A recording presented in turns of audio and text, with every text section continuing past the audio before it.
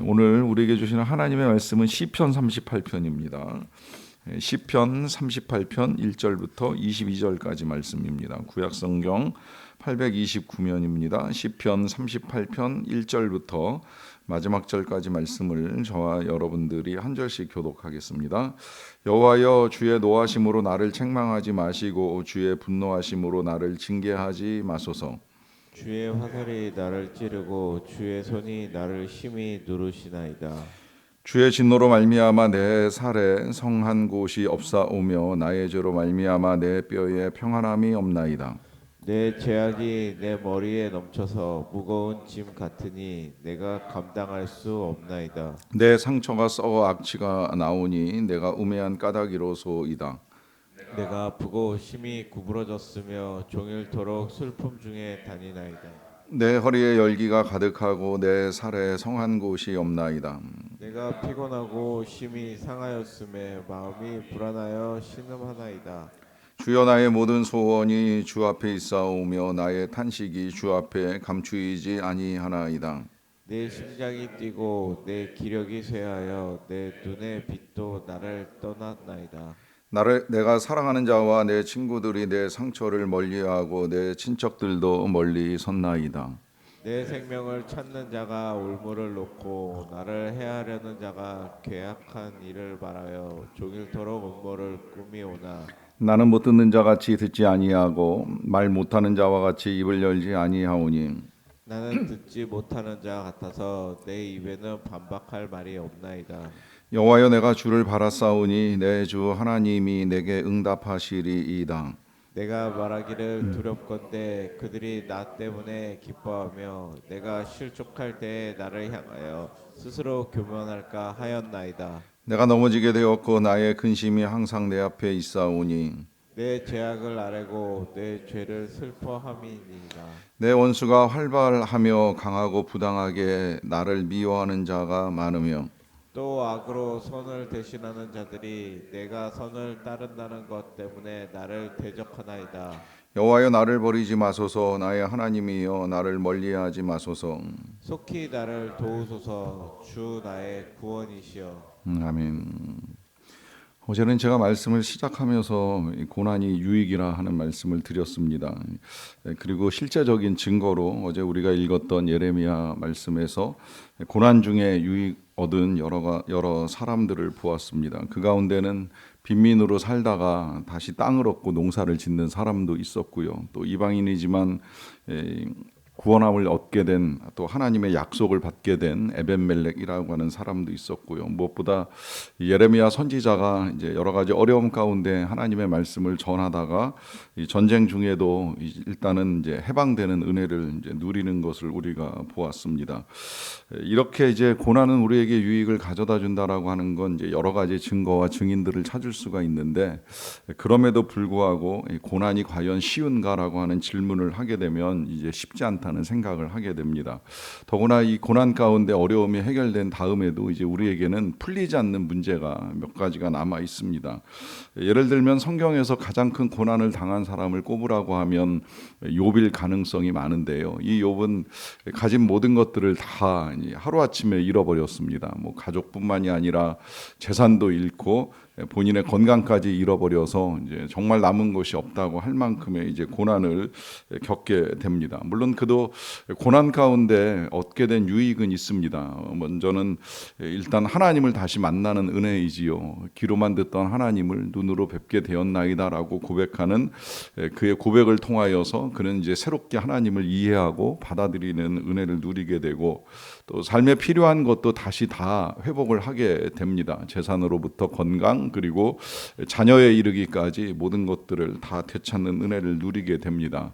그럼에도 불구하고 제가 그런 질문도 받아본 적이 있습니다. 그렇게 해서 욥은 은혜를 받고 다시 회복이 되었을지 모르겠지만 먼저 떠난 그의 자녀들은 도대체 무슨 죄를 지은 것인가? 잔치하다가 갑자기 목숨을 잃게 된 그 자녀들은 부모 잘못 만난 죄 때문에 그러한 일들을 겪는가라고 하는 질문을 듣기도 합니다. 이런 이제 질문에 사실 고난당하는 성도님들 앞에서 위로가 쉽지 않다라고 하는 생각을 하고요. 이 고난을 이해한다라고 하는 것이 정말 어렵다는 생각을 합니다. 이 고난의 원인을 찾는 것으로부터 이 고난을 어떻게 풀어갈 것인가라고 하는 건 절대 쉬운 일이 아니지요. 하지만 성경을 읽어 나가다 보면 뭐 완벽한 해답을 우리가 얻지는 못한다고 할지라도 고난 당할 때에 우리가 어떻게 해야 하는가라고 하는 것을 이제 어느 정도는 이해할 수 있게 되는데요. 오늘 우리가 읽은 이 시편 38편도 표현은 다윗의 기념하는 시라고 설명이 되어 있기는 합니다만은 오히려 다윗이 가장 큰 고난을 당할 때 쓴 시가 아닌가라고 하는 생각을 하게 됩니다. 왜냐하면 여기 지금 다윗이 고백하고 있는 고난의 내용에는 인간으로서 이 모든 것들을 다 어떻게 견뎌낼 수 있을까라고 하는 고난들이 그대로 다 들어 있거든요. 예를 들면 2절 같은 경우에 주의 화살이 나를 찌르고 주의 손이 나를 심히 누르시나이다라고 하는 말씀을 통해서 찔림을 당하고 또 누름을 당하는 고통을 말씀을 하고요. 또 살에 성한 것이 없고 뼈에 평안함이 없다라고 하는 말씀을 통해서 몸 구석구석에 아픔을 토로합니다. 또 넘어가서 5절을 보시게 되면 상처가 썩어서 악취가 나고 또 6절에서는 아프고 심히 구부려졌고 종일토록 슬픔 중에 다닌다는 고백도 하고요. 허리에는 열기가 가득하고 살에는 성한 곳이 없다고 합니다. 피곤하고 심히 상하였는데 이런 걸로 인해서 마음까지도 불안하고 신음을 한다라고 하는 고백을 합니다. 또 10절에서 심장이 뛴다는 거는 이제 불안감에 요동치는 이제 심장을 말하는 것이고 기력이 쇠하여 이제 눈빛도 나를 떠나서 이제 이 눈을 제대로 뜨고 세상을 보는 것도 쉽지 않다라고 하는 고백을 합니다. 더 힘든 건 이제 11절에 내가 사랑하는 자와 내 친구들이 내 상처를 멀리하고 내 친척들도 멀리 섰나이다라고 하는 말씀을 통하여서 깊은 소외와 이제 고독까지도 겪고 있음을 볼 수가 있습니다.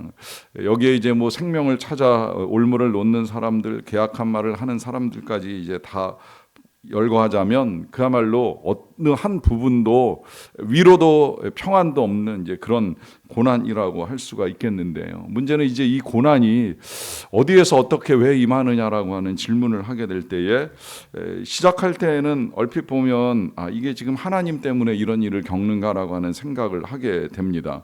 주의 노하심으로 나를 책망하지 마시고 주의 분노하심으로 나를 징계하지 마소서라고 하는 고백을 통하여서 하나님의 진노, 하나님의 분노 때문에 이런 일을 겪고 있는 거 아닌가, 이제 어쩌면 다윗도 이제 그런 의문을 가지고 시를 썼다고 생각이 드는데요.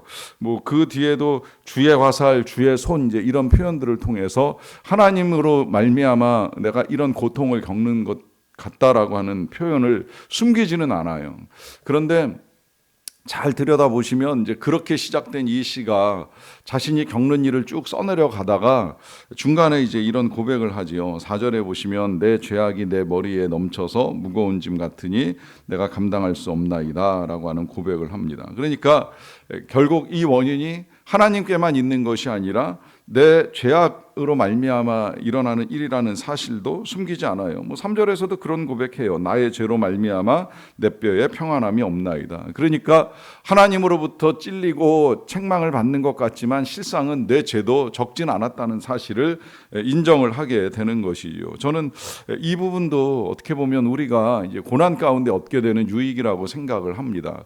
고난을 당하기 전까지는 우리가 얼마나 악하게 살아왔는지를 깨닫기가 어렵습니다. 그러다 보니까 정말 낭비하고 혹은 이제 방탕하고 하는 생활을 당연하게 여기며 살아오게 되는데 이것이 멈춰지고 다시금 자신을 돌아보면서 하나님 앞에서 내가 뭘 잘못되었는가 하는 사실을 깨닫게 되는 것 또한 이제 고난의 유익이라고 생각을 해요. 근데 이걸 도식화하다 보면 다 고난 당할 때에 내가 뭘 잘못해서 그러지? 하나님 나한테 왜 그러세요? 라고 하는 질문을 하면서 자신의 죄를 찾지 못하고 또 죄와 연결시켜서 이 모든 것들을 풀어가려고 하는데요. 중요한 건 과거를 헤집는 것이 아닙니다. 늘 안타까운 건 늘 과거의 일들을 가지고 지금까지도 이제 그거에 매여서 되돌아보기만 하는 이제 사람들을 볼 때인데요.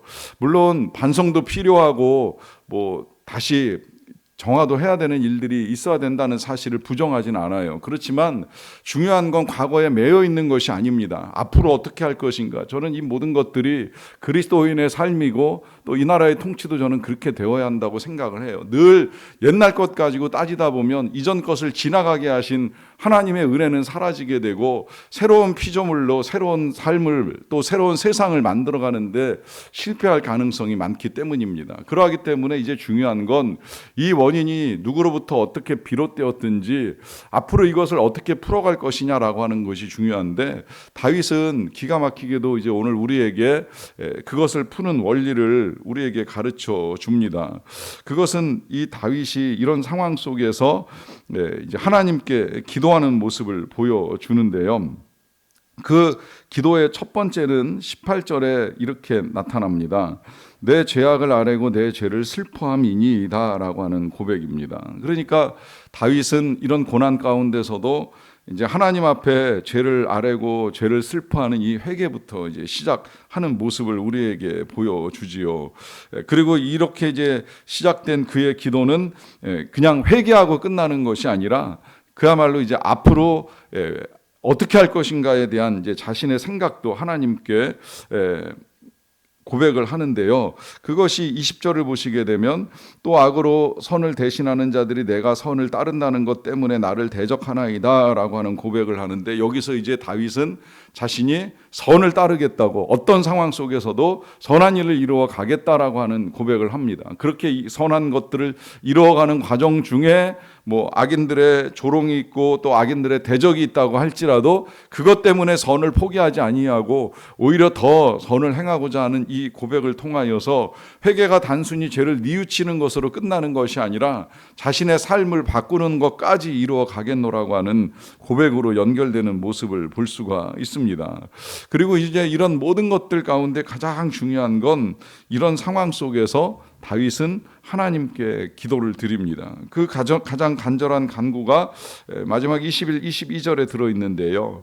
여호와여 나를 버리지 마소서, 나의 하나님이여 나를 멀리하지 마소서, 속히 나를 도우소서, 주 나의 구원이시여 라고 하는 이 고백을 통해 하나님께 기도를 드립니다. 물론 시 전체가 이제 하나님께 간구하는 내용으로 들어있다고도 볼 수 있습니다만은 마지막에 지금까지 자기가 갖고 있었던 모든 생각들, 죄악들, 심지어 왜 내가 이런 일을 겪는가라고 하는 여러 가지 탄식들 속에서 그가 마지막으로 내리는 결론은 하나님이 도와달라는 거예요. 멀리하지 마시라는 거예요. 불쌍히 여겨달라 하는 요청을 계속하고 있습니다. 결국 여기서 이제 우리가 찾아가는 고난 가운데 알아야 하는 가장 중요한 답이 나온다고 저는 생각을 합니다. 그것은 기도하는 것입니다. 하나님을 찾는 것입니다.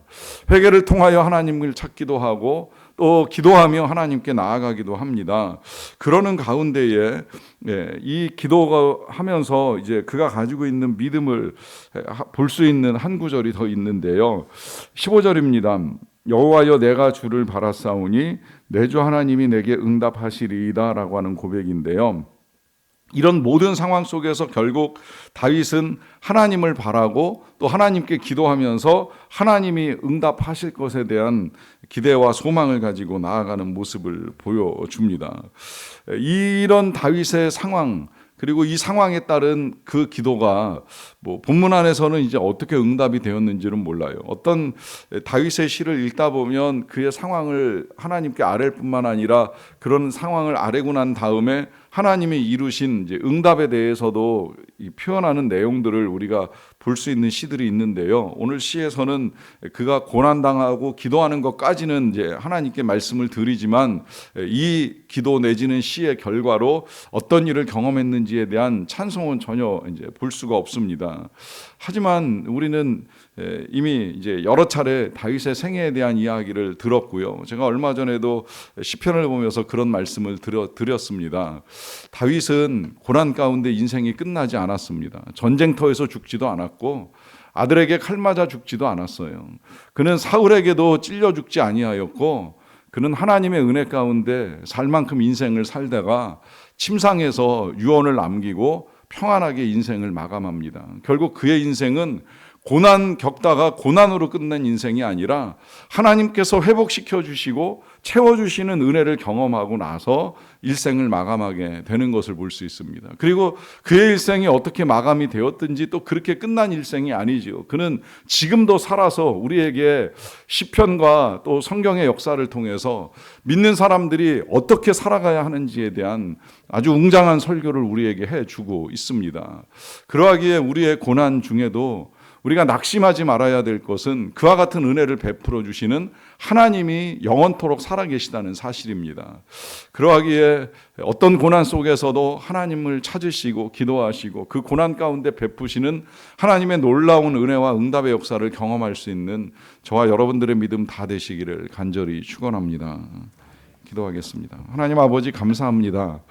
오늘도 우리를 사랑하셔서 우리에게 베푸시는 모든 일들로 말미암아 진심으로 감사를 드리옵나이다.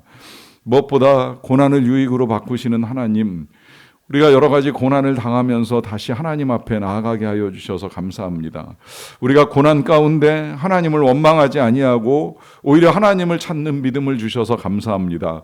기도를 알게 하시고 기도하는 가운데 하나님께서 어떤 선한 일들을 이루어 가시는지 우리가 보게 하시고 응답을 경험하게 하여 주셔서 감사드리옵나이다. 이로 말미암아 고난이 내게 유익이라고 하는 고백이 이제는 성경 속의 고백이 아니라 우리 모두의 고백이 되기를 원합니다. 비록 세상 속에서는 원치 않는 환난을 당하고 뜻하지 아니한 어려움을 겪을지라도 이 상황 속에서 기도하게 하신 하나님께서 우리의 삶에 이루어 가실 놀라운 변화를 기대하며 나아갑니다. 하나님께서 행하실 일들을 믿고 간구합니다. 주여 도우소서. 주여 주의 백성들을 버리지 마소서. 주의 백성들을 멀리하지 마소서. 주의 백성들에게 은혜를 베푸소서. 병든 자에게 치료하시는 은혜, 건강을 회복시켜 주시는 은혜를 내려주시기를 원합니다. 완치되게 도와주시고 회복된 은혜를 가지고 남은 생애 동안에 찬미하며 살게 하소서. 전파하며 살게 하소서. 나누며 살게 하소서. 섬기며 살아갈 수 있는 사명을 감당하는 자가 되게 하여 주시옵소서.